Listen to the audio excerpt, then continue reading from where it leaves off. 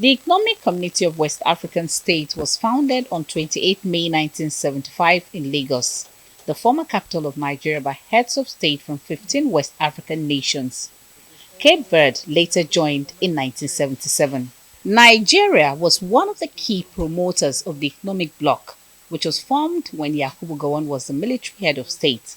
Its primary focus is to foster economic cooperation among member states to improve the living standards of citizens, promote regional integration, and stimulate economic development. It has also tackled security concerns and military change of government by establishing a peacekeeping force to handle regional disputes. That our deliberations at this meeting will set us firmly on the road to the fulfillment of our commonly held aspirations for greater effective cooperation of the countries of West Africa and a more cohesive and prosperous sub-region. Close to 50 years now, Ecowas is still struggling to fulfill its vision.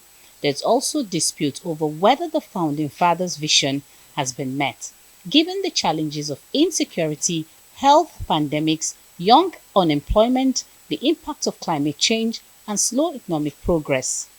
Over the years, the region has struggled with instability, but with 3 countries recently exiting the regional bloc, there is a call for concern. International affairs experts say the exit of Mali, Burkina Faso, and Niger from ECOWAS has partially weakened it.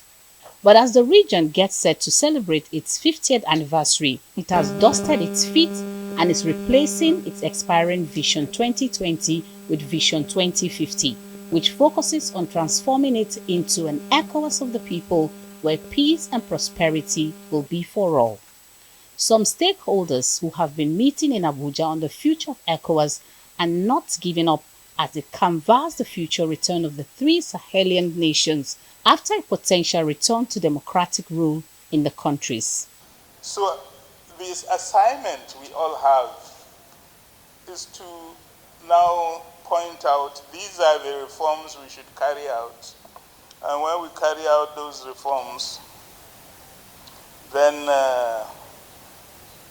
ECOWAS will grow, will solidify, will deepen its democracy, will advance on its integration agenda, and above all, will address the deep problem of poverty that has characterized the zone as the poorest zone.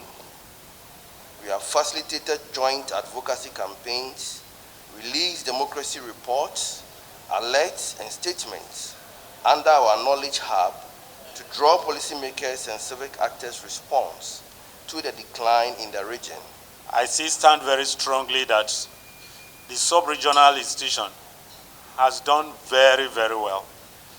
And I've also would want to establish that it has also done well in terms of redefining itself at every other challenges that it has had. We saw the end of the Cold War. We saw how it used the 1993 revised charter to redefine itself. They commend ECOWAS founding fathers for their efforts and the hurdles they encountered while dreaming of a better future for the region despite its current challenges. We are beginning to see resurgence of coup in West Africa, democratic backsliding, even in Nigeria, where you have the chair of ECOWAS being the president of Nigeria, and in the same country we are experiencing some form of, in fact, when I say some form, I mean it because there is some form of democratic backsliding in Nigeria.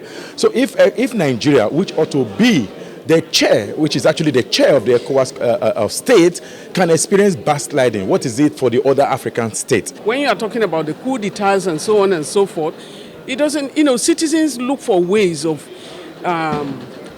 exercising their powers, also putting their voices out there. So in a way, you look at where you have coups and so on, is where there is a lot of suppression. 50 years on, critics say ECOWAS countries are not as integrated economically as they ought to be, and that politically they are falling apart amid a high cost of living, economic crisis among member states.